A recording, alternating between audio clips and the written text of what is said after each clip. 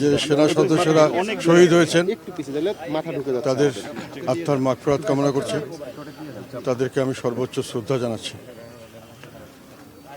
এই বীর সৈনিকদের স্মরণে আজকের দিনটিকে যে শহীদ সেনা দিবস ঘোষণা করা হয়েছে, এটা আমি মনে করি সাধারণভাবে আমাদের সকলের অন্তরের দাবি পূরণ করা হয়েছে।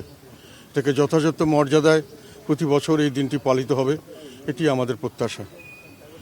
আর এর মিডিয়ার হত্যাকাণ্ড সম্পর্কে যে বিচার হচ্ছে বা যে তদন্ত করা হয়েছিল, এগুলো বিষয়ে পরিবারের সদস্যবৃন্দদের মধ্যে অনেক ধরনের ভুল বোঝাবুঝি, আস্থার অভাব লক্ষ্য করা গিয়েছিল।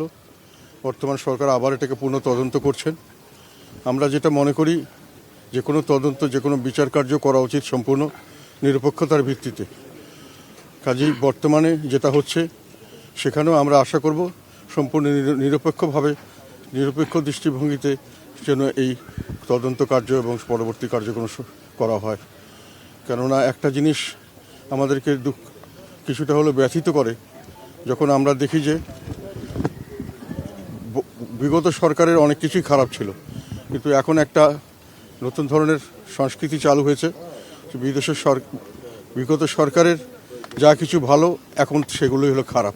আর বিগত সরকারের যেগুলোকে তারা ভালো বলেছে আর যেটাকে খারাপ বলেছে, এইগুলো এখন সেগুলো ভালো, এবং কোনো বিচার আচার ছাড়াই মোটামুটি একটা এই ফর্মুলা চলছে। বিগত সরকার যেটা হ্যাঁ বলেছেন, এখন সেটাকে না বলতে হবে। বিদেশি সরকার যেটাকে না বলেছেন, এখন সেটাকে হ্যাঁ বলতে হবে। এটাতে আমি মনে করি নিরপেক্ষতা ক্ষুণ্ণ হয়।